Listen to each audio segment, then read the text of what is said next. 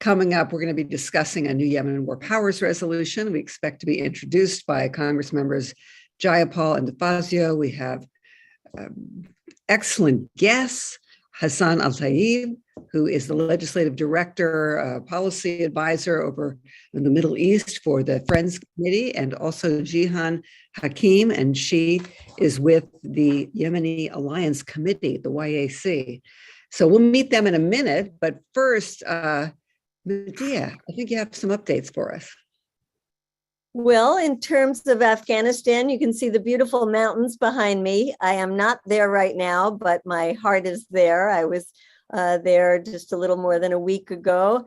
And follow up, well, today there are 45 human rights and humanitarian aid groups signed a letter going to Biden to ask him to release that $7 billion of Afghan money that has been frozen in US banks. And I will put a link to that letter here. And we are a delegation of women that has been doing amazing follow-up congressional briefings and now individual meetings with Congress people. And we have a very unique call tomorrow morning that we've set up with officials of the Ministry of Education in Afghanistan. Now, these are members of the Taliban because they're the ones in control. And it's going to be over Zoom, and we've invited Congress people to join us. So that should be very interesting. We want them to see how concerned our Congress people are about the education for girls. And we want to start a dialogue between them. So that should be really interesting.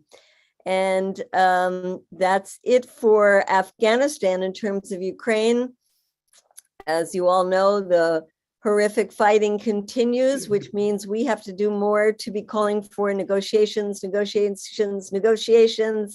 settlement.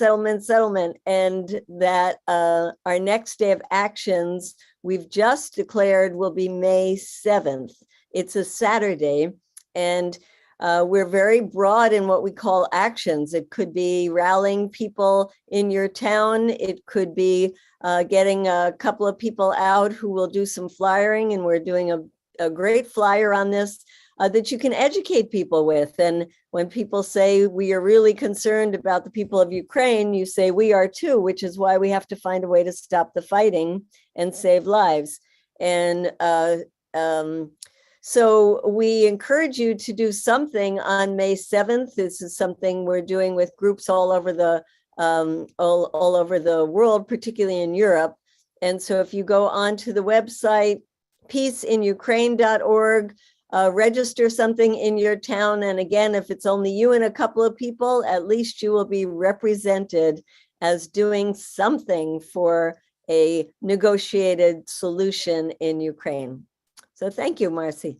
Thank you, Medea. And, while we're talking about amplifying the voice for peace, I'd like to share with everyone a page that details Code Pink Radio, our episodes, because this is one of the best kept secrets of Code Pink. We have a radio program that we produce once a week, and we are taking a lot of what we talk about on Code Pink Congress and repurposing it for Code Pink Radio. But it also includes webinars and Zooms from other Code Pink campaigns.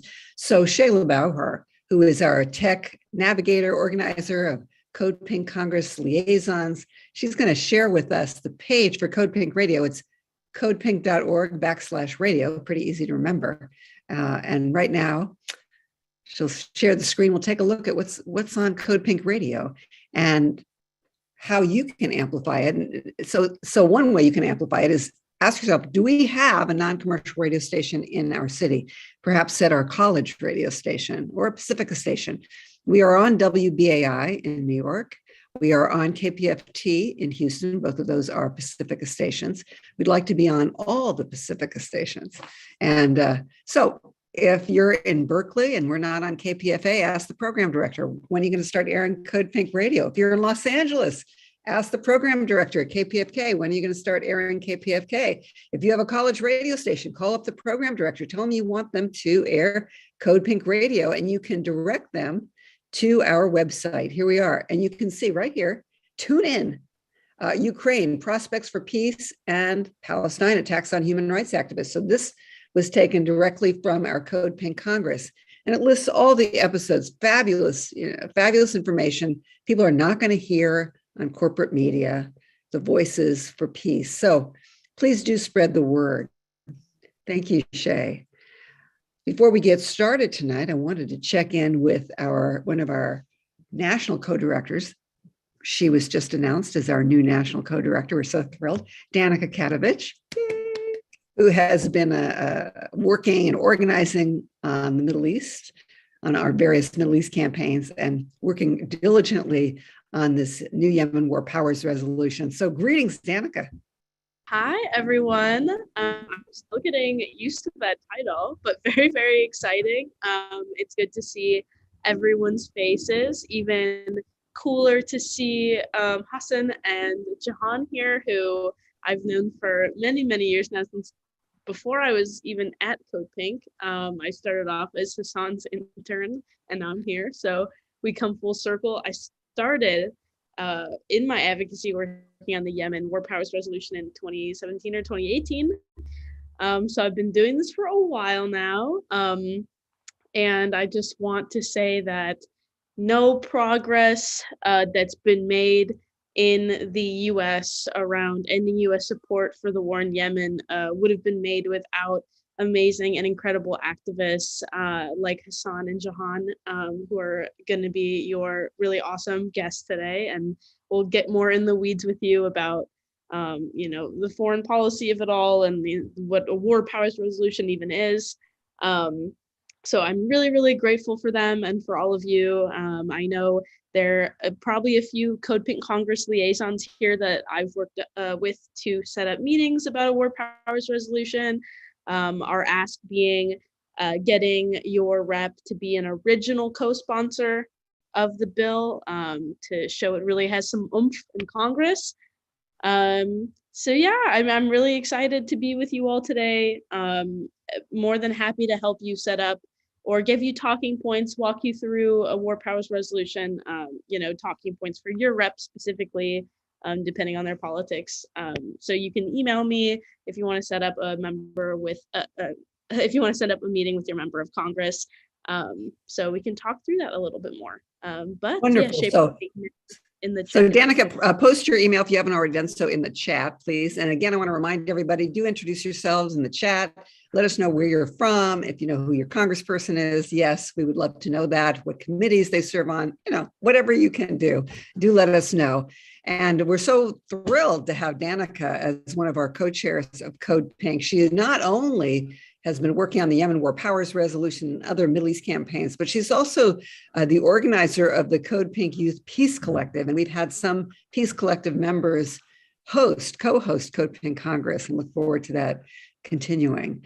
So at this point, I would like to just give some general background on tonight, on the agenda, what's happening, and then go to our guests. So tonight, we're going to be deconstructing the truce. There's been a truce declared between the Houthis and the Saudis over Yemen. We're going to take a look at that. We're going to look deeply at the humanitarian crisis of which we are complicit in funding the Saudi-led coalition's attacks on Yemen. We are going to look at the next step with the Yemen War Powers Resolution and what we can do. Throughout the evening, Shay will be posting a link to a campaign that we have. You can send an email to your congressional rep, your House rep, asking your rep to be an original co-sponsor of this Yemen War Powers Resolution, which has not been introduced yet. We want a lot of co-sponsors out of the gate.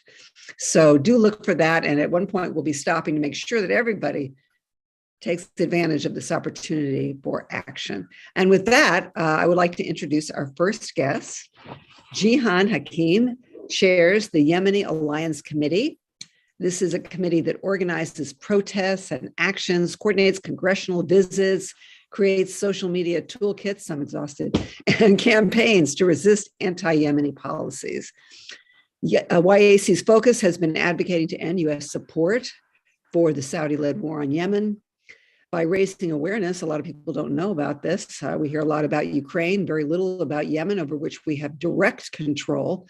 And She has a BA in political science. She lives in the Bay Area. She's a native of the Bay Area, and her family is originally from Yemen. She is also on the board of Just Foreign Policy. Welcome, Jehan. We're so thrilled that you're with us tonight. The floor is yours. Thank you so much for having me, and thank you everyone for joining the call. So I hope to kind of refresh our memory and kind of like how we got here before we go into the truths, if that's okay. Because, you know, like you said earlier, as we're doing lobby visits, even as we're doing actions here in the Bay Area, in the progressive Bay Area, people still don't know what's happening. So if we remember on the eve of March 26th in 2015, which is over 7 years ago now, Saudi Arabia, under the leadership of Malik bin Salman, MBS, who was the crown prince of Saudi Arabia, who had only been in charge at that point for about 2 months, began launching airstrikes on Yemen. So escalating a civil war into a regional inferno. So bombing border stations, shelling from the sea, and Yemen's tiny military base was destroyed earlier on by the Saudi-led airstrikes. And this move was made from Washington, D.C. by the Obama administration. So what Yemen is experiencing is not a civil war. I know a lot of pundits and experts and even humanitarian agencies call what's happening in Yemen a civil war, but it has not. Since 2015, Saudi Arabia and the United Arab Emirates and its coalition of other Arab countries have been bombing Yemen, so aerial bombardment. And the coalition has been backed and supported by the US, the UK, and other Western partners who have been providing the coalition with, so the US trains Saudi forces. We also maintain, repair, and upgrade the coalition's vehicles and aircrafts. We provide intelligence support and targeting assistance. And, you know, if you remember back in August of 2018, when the school bus was bombed, and it was our targeting assistance that provided that, you know, mistake. There was a mistake that was made, and tons of children were killed on their way to school. And up until recently, we used to refuel Saudi warplanes midair, and that ended in about 2018 when Khashoggi was murdered by the Saudi regime. In addition to military support, the United States under the Obama administration, which continued under Trump and continues now under Biden, provide the coalition with arms. So US made bombs made by companies such as Raytheon, Lockheed Martin, General Dynamics, and Boeing. And that's all courtesy of us. And since 2015, there have been over 377 Yemenis who have been killed, and 2/3 of civilian deaths are due to airstrikes. Also, since 2015, the blockade of Yemen has killed tens of thousands of people and has wreaked havoc on the country. And the blockade is what? Because I think a lot of people, you know, hear embargo, hear blockade, but essentially what it means is that Yemen is effectively locked in. So there's a restriction on seaports, on land. There have been, fuel ships that have been teetering on the border, but not allowed in, which means that over 16 million people in Yemen are food insecure. And that has created, only exacerbated the COVID situation. It has killed 1 in 4 people who test positive in Yemen. So that gives us a kind of an overview of what it's been looking like. It's called the world's worst humanitarian crisis for this very reason. Yemen has been effectively starved to death and bombed from some pretty wealthy superpowers. But there's been a shift. So on March 31st, there was a broker agreement or a truce that came to be. And this was as a result of a combination of just heightened internal conflicts, inflation, and the Houthis or Ansarullah striking at Abu Dhabi and the United Arab Emirates. And I think that was the ultimate push. It was implemented on April 1st, which was the first day of Ramadan. And it's the month of fast. And it could be physically straining on people, especially Yemenis who are already malnourished and hungry. It is scheduled to take place for 2 months and with hopes of renewal. It's an informal agreement to stop fighting, essentially. That's what it is. The truce also states that the Saudi-imposed blockade would allow for 18 shipments to pass and that the Sana'a International Airport would be open for limited flights. Here we are about 2 weeks since the truce, which has been broadly holding, but there have not been any flights out of Sana'a. So we heard during the first week that there would be a flight. We heard last week that there would be one last Wednesday, and we're hearing that there should be one tomorrow. But to date, no no planes have flew out of Sana'a. We heard from Yemeni Airlines saying their official spokesperson said that the technical equipment needed to operate flights to Sana'a International Airport are fully prepared, and that the only obstacle in place is that the coalition has not yet granted the necessary permits for them to fly out. An upside of the truce is that there have been no airstrikes, and that's the first time since March of 2015 that Yemen has not been experiencing aerial bombardment.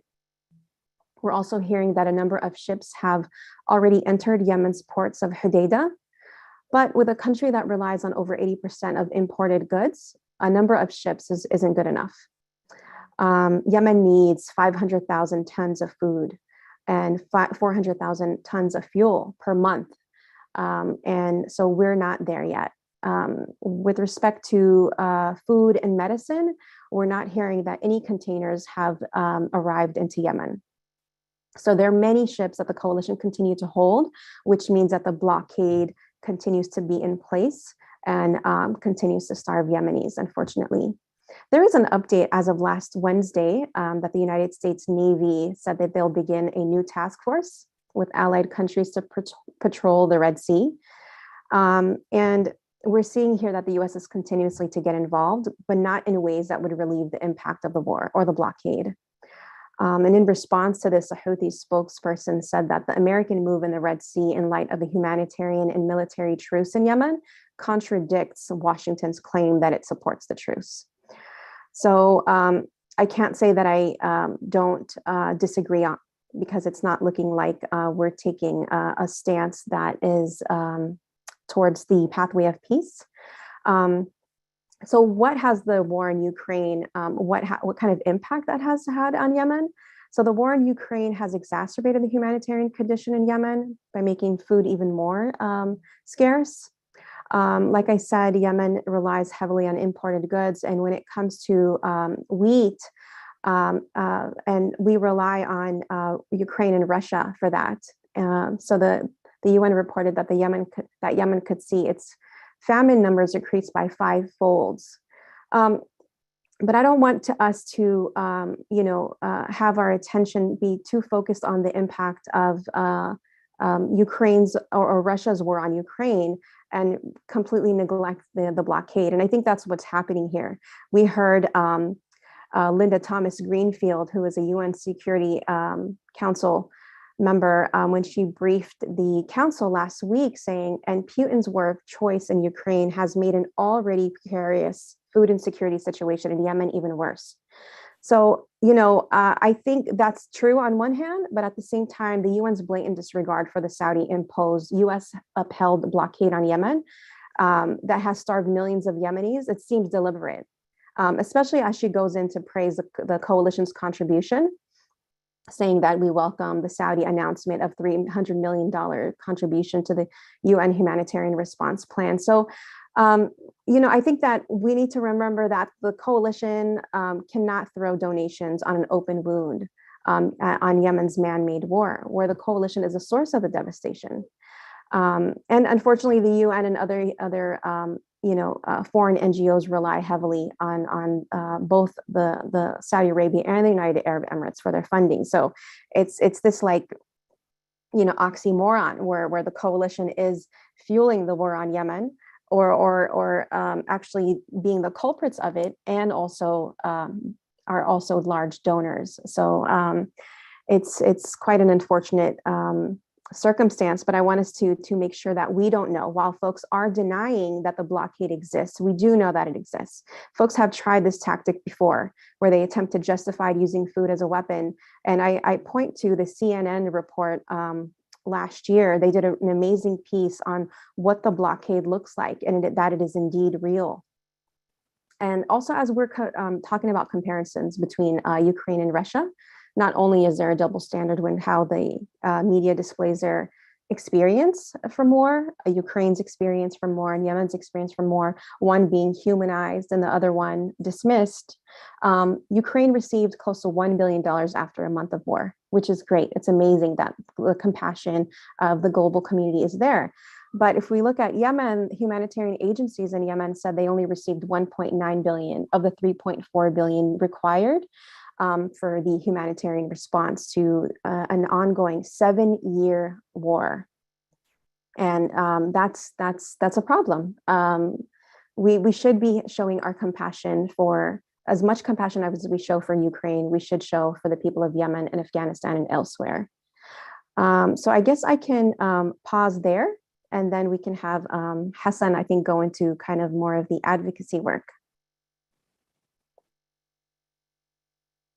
Thank you so much, Jehan, for that valuable overview. And I encourage you, Jehan, to post in the chat requests that you would like people to make of their member of Congress, or, even of Barbara Lee, who's the chair of the subcommittee over foreign operations.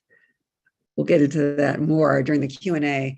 Now we're going to go to our next guest, Medea Benjamin. We'll introduce him. Yes, thank you so much, Jehan. I'm really glad you brought up the hypocrisy of the U.S. ambassador to the UN and the hypocrisy of the bragging about how generous we are and the Saudis are and the Emirates are in terms of humanitarian aid, while we would continue to blockade and bomb the people of Yemen. And I'm delighted to introduce our next speaker, Hassan El-Tayyab, who is the legislative director for Middle East policy for the Friends Committee on National Legislation, also known as FCNL, the Quaker group that does great lobbying. Prior to that, he was the co-director of the advocacy group Just Foreign Policy, and he played a very key role in getting Congress to pass the War Powers Resolution before. I also want to say that Hassan is a fantastic singer, guitar player, and songwriter, and he's very multi-talented, and we're very lucky in this peace movement to have you, Hassan. So thanks so much for being with us. Oh, well, thank you so much, Medea and Jehan. Thanks for that lead up. And congrats, Danica, on the promotion. I love to see that. So, yes, this is a very critical moment in the war in Yemen. Folks on this call, I'm sure, have been following this. I know this is one of the most dedicated group of activists in the entire country and has been seized of Yemen for so long. But we are at this critical moment because of the truce that Jehan explained. And, the warring parties have agreed to this 2-month truce with the option to extend, and we're hoping that this can be turned into something long-lasting. We haven't seen a full lifting of restrictions of the blockade. They haven't opened up Sana'a airport. There is fighting in Marib, but the fact that we have seen, an end to airstrikes and cross-border attacks is something that I think we need to build on and keep working. And I think it's important, what we've been working on here is fully ending U.S. military participation in this Saudi-led war and blockade. And I think now is the precise moment. Some people have asked me on the Hill, well, why do we need this now? I mean, they've already agreed to a truce. Shouldn't we just kind of back off and let this happen? No, if we make clear to the Saudi-led coalition that there will be no U.S. military support for a resumption of their hostilities, then I think we can make this stick and we can turn this into a longer lasting peace settlement. And that's why I'm really excited to share with you all that Reps Jayapal and DeFazio have announced their plans to introduce a new Yemen War Powers Resolution to do just that. And I think this is really critical. So just a couple things on that particular piece of legislation. We are trying to build up co-sponsors. We're not, ready to introduce just yet, but there are a couple key folks that I wanted to mention that have joined. Adam Schiff, he's the chairman of the House Intelligence Committee, has joined as a co-lead. So I think this is a very important development and something that folks can share with their members of Congress when they say, hey, you know, I'd like you to get on. It's Jayapal DeFazio plus Adam Schiff. If you have a Republican member of Congress, I'll also say that Rep. Mace, Biggs, and Gates have joined on as early supporters as well. So you can show that, yes, there's Republicans, we've got Democrats, and this is a truly bipartisan effort, as it always has been since the beginning of this whole process. So while the truce has had a positive impact on Yemen's humanitarian crisis, you know, UN officials are still warning that this is still a desperate situation, with roughly 20.7 million people in need of humanitarian aid for survival. 2.2 million children under the age of 5 are expected to suffer from severe acute malnutrition over the course of 2022 and could die without urgent treatment. Again, the war in Ukraine, the comments by Linda Thomas Greenfield are totally hypocritical when our government here is supporting the Saudi-led coalition. But the war in Ukraine, nonetheless, is having a major impact on wheat around the world. And Yemen imports 27% of its wheat from Ukraine and 8% from Russia, and that the UN is saying that famine numbers could increase 5-fold. So this is really the precise time when we need to double down, get support for this Yemen War Powers Resolution, try to make this settlement turn into something longer, something more sustainable, and also actually follow through on the commitments that were already made, which includes finally letting the 18 fuel ships in, finally opening up Sana'a Airport to civilian traffic. And it's something that I will say that you're hearing a lot of stuff from members who are kind of reluctant to support. They'll give you any excuse in the book. Not everybody, but there are a handful of members that I've chatted with. And one thing I always try to tell them is, like, this is something you've already done before. They passed this National Defense Authorization Act amendment in September under Biden. So as people are pushing back, just know that you have, congressional precedent on your side. We've got bipartisan support on your side. Tomorrow, there's going to be, coalition statements going out in support of this Yemen War Powers Resolution. So there's plenty of national support, and I just think we can do this. We can get this done if we just keep increasing the pressure. And one last thing I'll leave you with is that the Quakers are fired up too. I know CODEPINK is rocking this, but we got a lot of Quakers around the country that are focusing on Yemen War Powers Resolution exclusively all year long. And they've already done 200 lobby visits on Yemen to date. It's not a competition, but I think we can get those phone lines burning tonight and just keep this going, keep this love fest going for Yemen. So with that, maybe I can turn it over to Marcy and Medea, and we can maybe take some of your questions. Thank you so much, Hassan El-Tayyab. Oops. Yeah, I'm on. Okay. Hassan El-Tayyab with the National Friends Committee. I would like to now pause for a moment so that we can take some action before we go to the Q&A. So Shay is going to post in the chat our campaign that Danica wrote, which will, if you click on it, you'll be sending a message to your Congress member. There it is. Tell your representative to support a Yemen War Powers Resolution. Has it been introduced yet? No, not yet, but we want out the gate, we want a lot of co-sponsors. So all they have to do is call DeFazio's office or call Jayapal's office and say, write me down, put me down as a co-sponsor. So do click on that link. And we'll be taking a look tomorrow to see how many of you took action. We really urge you to do it. It's not much. There's also a number you can call, 202-224-3121. That's the Capitol Hill switchboard. You can ask for your House representative and leave a message. Tell them you're sending an email too. You want them to call Jayapal's office. You want them to call DeFazio and to be an original co-sponsor. Hassan mentioned that there are some key people, critical people that we want to see add. Adam Schiff has agreed to be a co-sponsor. That's terrific. He's chair of the House Intelligence Committee, so that's important. And he represents an area in Southern California. We also need the chair of the House Armed Services Committee, right? Adam Smith has yet to sign on. We've been urging him to do so. If you're in his district, please give him a call, leave a message, send lots of emails, get your friends to send emails. And what's happening with Meeks? Well, he also needs a nudge. They're huge. Don Smith says, I'm meeting with Representative Smith tomorrow. No relation. So thank you, Don, for doing that. I think you've got a group that's going to be meeting with him, and it's so important because it's supposed to be the people's house. Yes. I was just going to say, on those two members in particular, they are so critical. Greg Meeks, he's the chairman of the House Foreign Affairs Committee.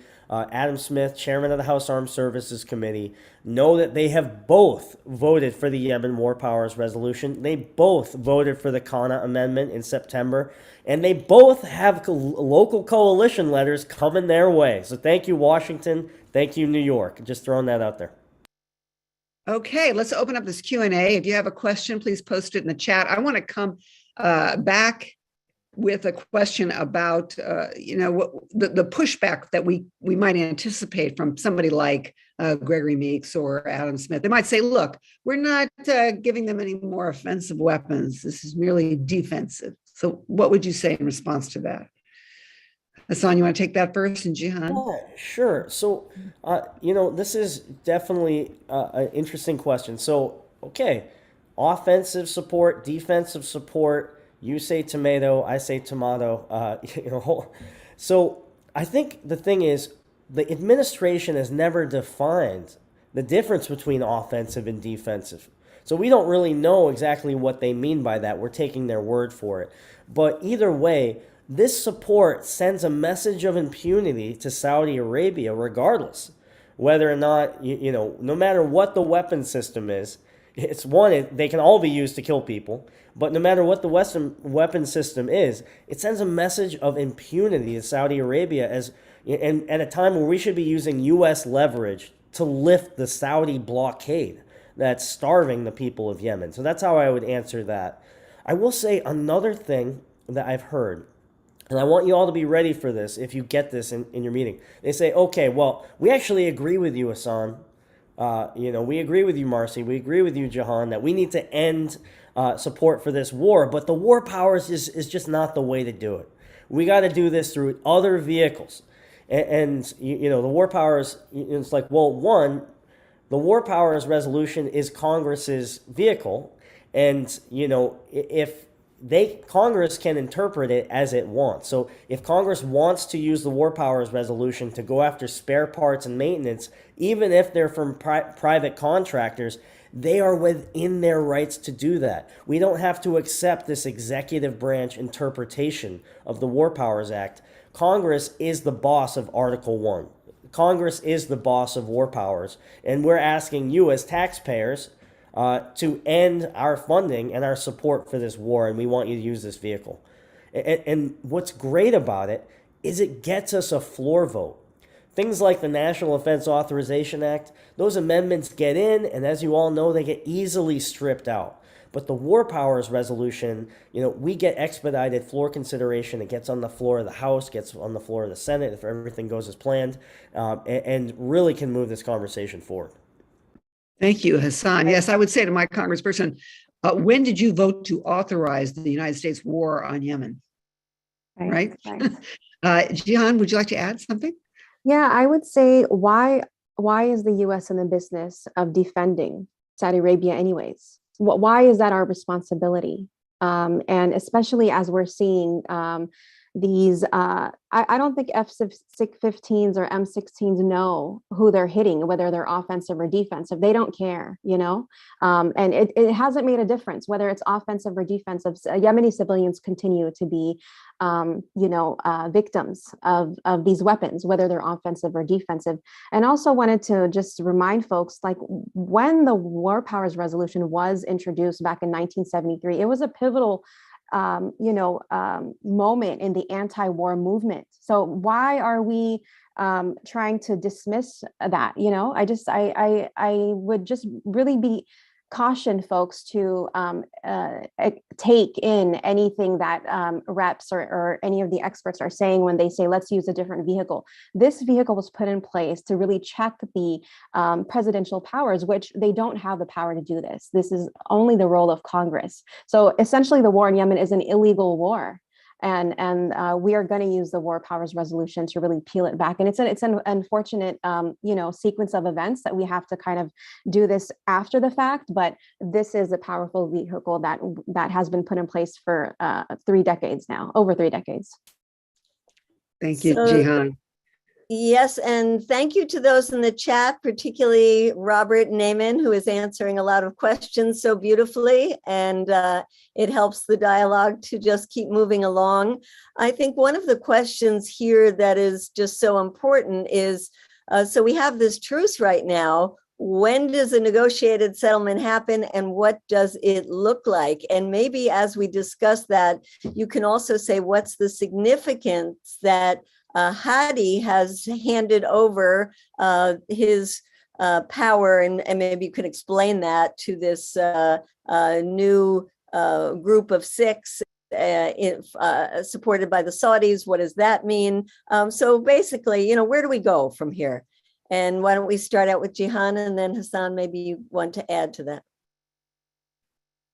I think there's been a lot of talk around Saudi Arabia wanting to push Hadi aside for some time now, and it finally happened. So it wasn't a surprise to Yemenis at all, and it's long overdue. The people of Yemen have not looked up to Hadi as anyone that's legitimate or a leader of a country, especially since he's been the runaway president since 2015.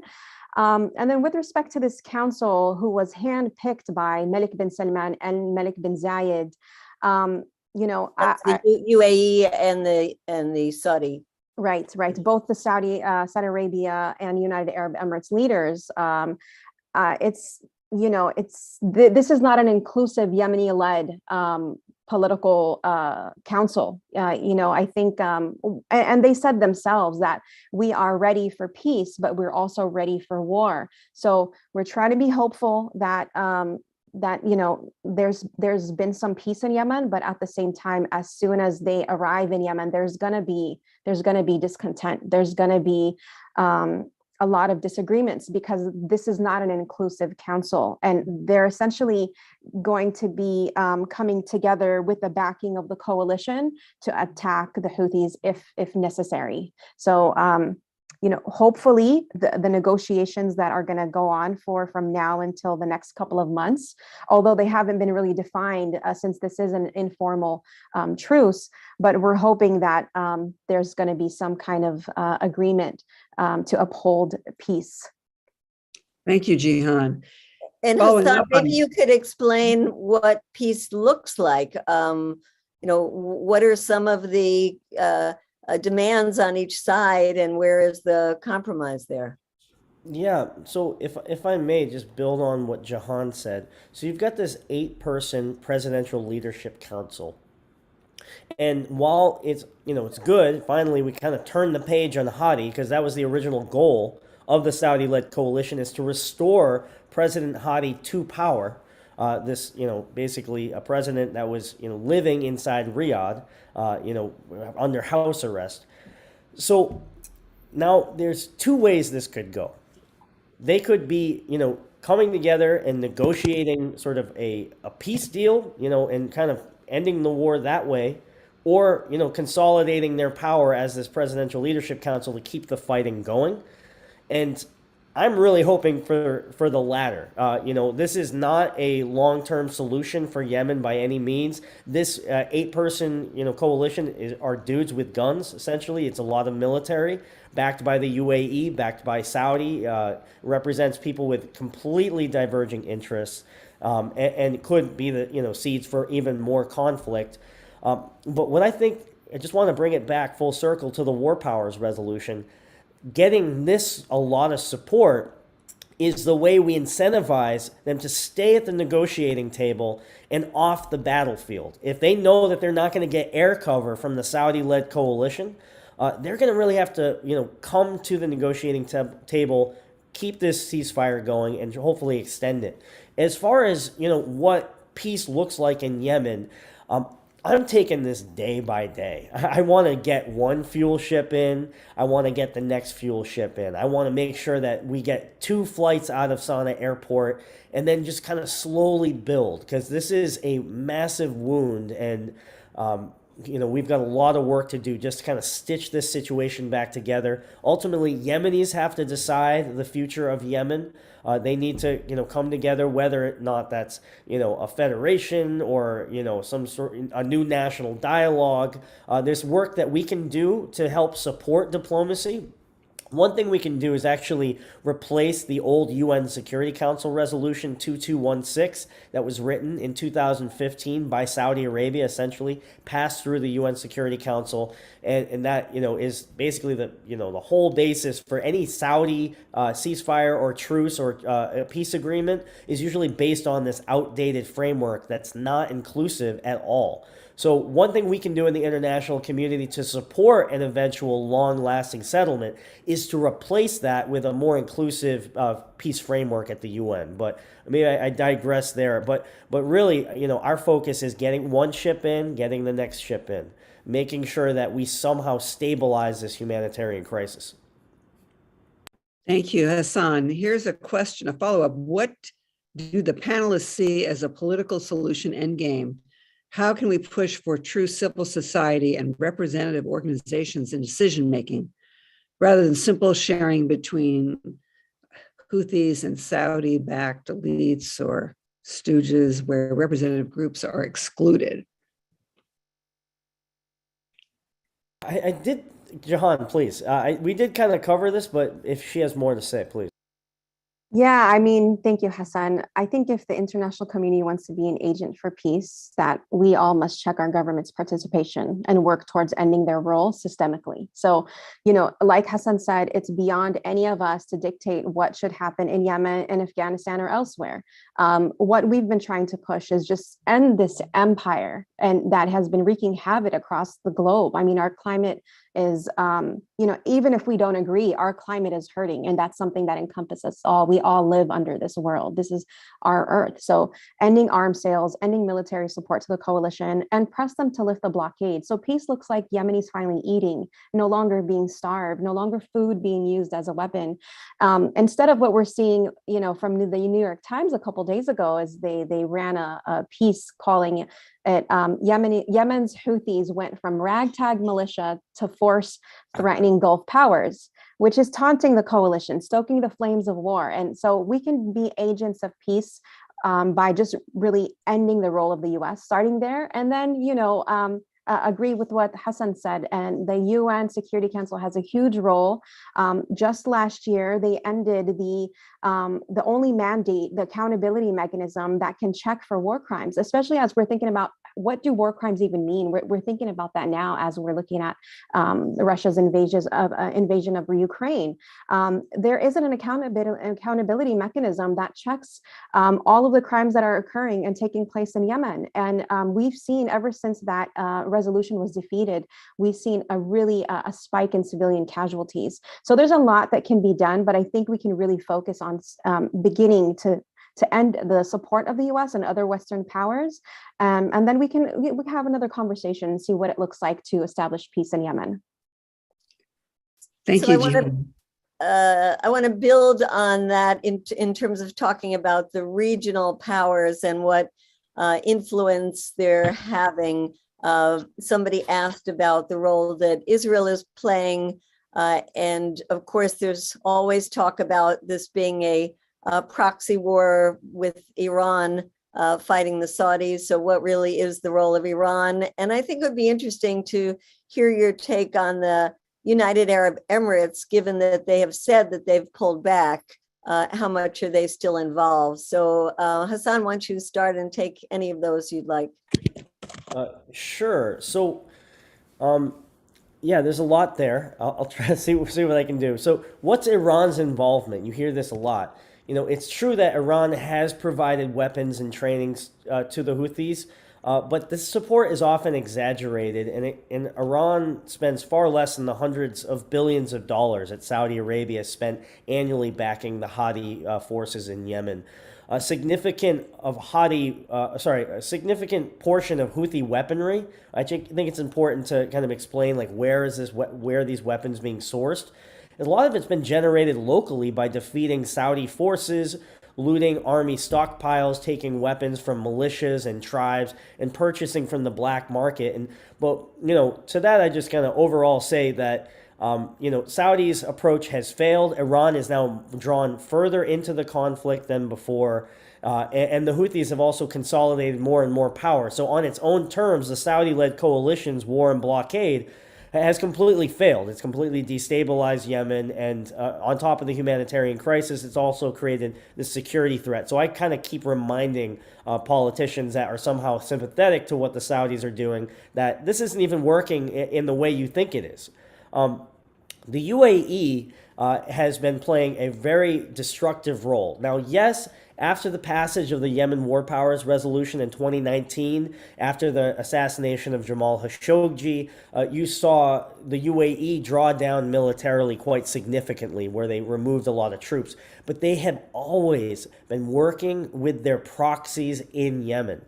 They have been funding, arming, training these militias. The Giants Brigade just did, they're backed by the UAE. They just had an assault on Houthi-held territory, which prompted the Houthis to then respond and actually attack Abu Dhabi.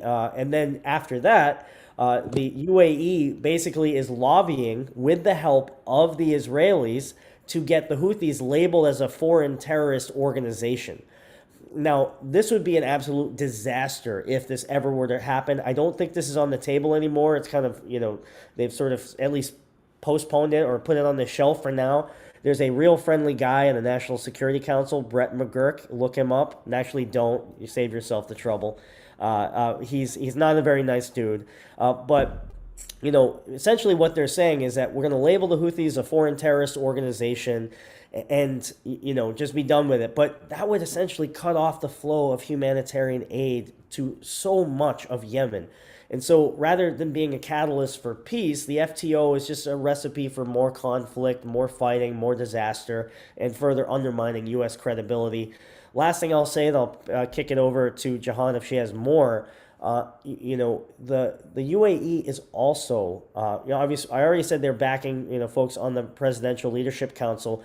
But I always want to bring this up is that they are occupying Socotra Island, which is this natural heritage site, one of the most beautiful places in the entire world, with hundreds of unique species, and they now have a military base there. So this is my side project because I'm that nerdy. I have an amendment I'm pitching to the National Defense Authorization Act to prohibit any U.S. military funding or U.S. funding to support UAE annexation of Socotra Island. So I'm working on that. Again, I got these little side projects going. Let's keep working on WPR, but if you want to work on UAE too, let me know. Great, thank you, Hassan. Maybe one or two more Wait, questions. can we let Jehan see if she wants to sure. add anything Of to course. that? I love that project, Hassan. Please tag me in. I've never been to Socotra myself, and it's so unfortunate that the UAE also has like their flags in Socotra and other parts of the south. So they definitely are arming and equipping and supporting the STC, the Southern Transitional Council, and other factions. So they're there. But their boots are not really on the ground anymore. But they have definitely done their part to make sure that they are, they're sustaining their factions. And of course, taking over Socotra. I would say about the Iran, almost any news outlet, you will never see Houthis without having Iran aligned ahead of them or Iran backed. And I think that is a deliberate like subliminal or even explicit message that is propaganda. So how can we make the Houthis look less human or more violent unless we include Iran? So that well, then why else is the world staying quiet? Because Iran and Russia are the biggest monsters. I don't agree with this, but I'm just saying that this is kind of how the world looks at these two countries, that they wreak havoc. And there is part of that that's true. But Iranians speak Farsi. Yemenis speak Yemen. And for those of us who are Arabs, they are no way even close. They cannot understand each other. So that's an important fact. And also, if you talk to Houthis or Ansarullah, they say no one dictates us, no one rules us. Iran is not our, we're not their puppets. So I think it's kind of like ironic how we are, following the lines of the corporate media, even though the Houthis themselves or Ansarullah themselves do say that we do not follow their commands. So we don't hear, anything about the coalition saying, U.S.-backed Saudi coalition or U.S.-backed UAE coalition, right? So it's a play on words, and we need to be careful to not consume that. Thank you, Jehan. This next question, and maybe one more from Medea, and then we'll move to our action portion, our capital calling and emailing party. There was a question by Jim Carpenter, posed by Jim Carpenter of Progressive Democrats of America, asking, what about Biden? Why has he gone back on his promise to defund U.S. support for the Saudi war on Yemen? And now, particularly with him calling the prince wanting oil as a result of sanction, the closing off of the oil supplies from Russia, turning to Saudi Arabia, what's the likelihood of Biden going along with this kind of a war powers resolution? And I'll ask, is that why you think maybe some members of Congress are hesitant to become co-sponsors, lead co-sponsors? So, whoever wants to go first. Could I try to take this? Sure. Jehan, there's a great Malcolm X quote that kind of, I think, speaks to what you were just saying, though. If you're not careful, the media is going to have you believing that the victims are the oppressors and the oppressors are the victims. All right, I don't know I can't say it exactly right, but that was the gist of it. Yes, on, the shameful position of Biden right now, going hat in hand to other petrostates, authoritarian petrostates like Saudi Arabia, is abhorrent, especially when the IPCC is saying that the world is on fire and getting worse, that we are going to see 3+ Celsius degree rise by the end of the century. So now is not the time to be pumping more fossil fuels. I think, if anything, that this moment is truly could be a transformational moment in the peace movement to bring in the climate change movement and sort of unite our coalitions. Because if there was ever a moment where we could see very clearly that our fates are tied, it's right now. Is that the war in Yemen has to do with the production of fossil fuels. Bernie has this great new bill trying to use the Defense Production Act to rapidly transition our country off of fossil fuels and onto renewable energies, the Energy Security and Energy Independence and Security Act, or something like that. We're supportive of that too, but I think that this is absolutely critical.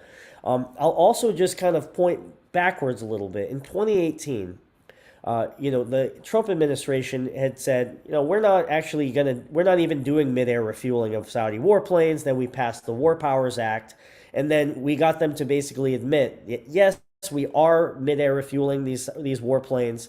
And then Congress, they passed through one chamber. They didn't pass it through both chambers. It wasn't signed into law, but they got this through one chamber of Congress. And even before it passed, Trump actually pulled the plug on mid-air refueling for Saudi warplanes. And I just tell you this story because sometimes just the process of pushing can make monumental changes. And then, shortly after that, we saw the Hodeidah ceasefire. So I'm saying, don't give up hope. Even if it looks bleak,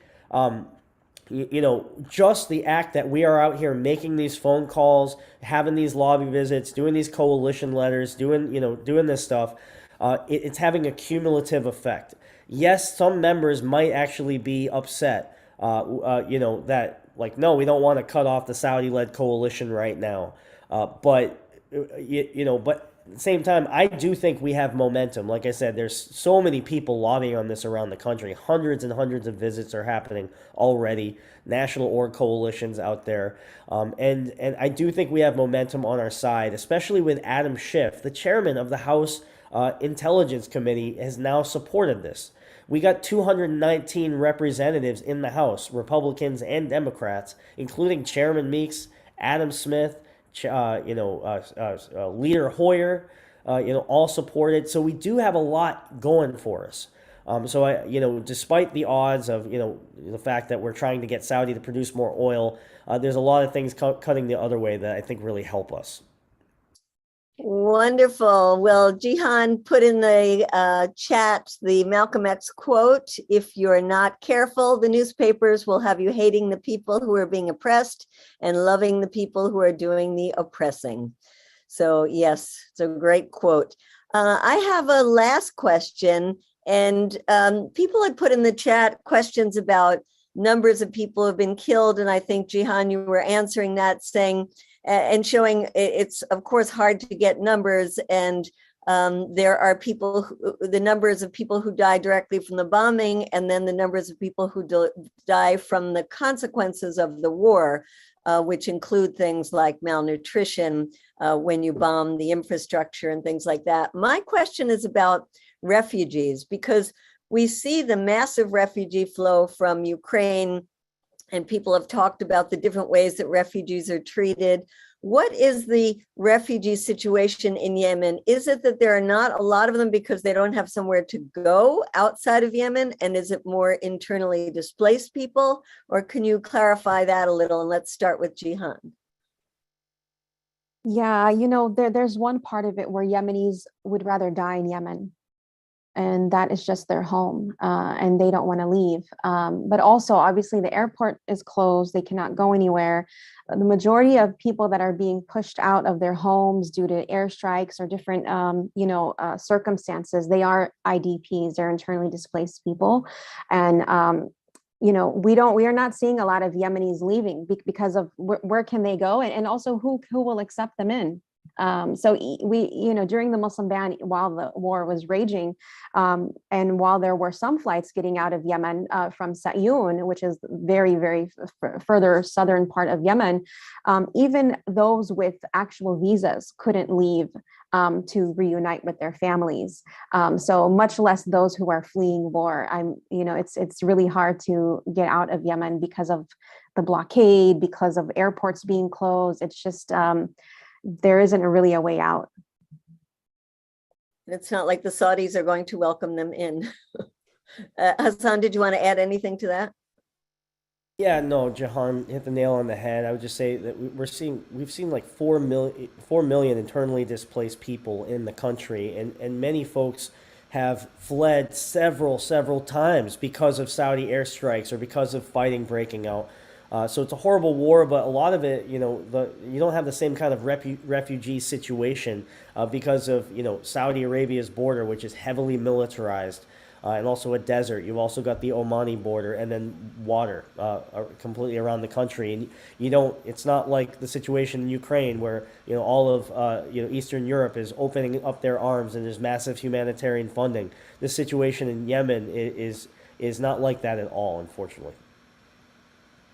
All right. Thank you so much, Hassan and Jehan. Please go ahead and put your contact information or whatever you want to say about how people can contact you in the chat. And let's all unmute and thank our guests. Wow, what a fantastic panel. But don't leave yet. We still have. Don't leave yet.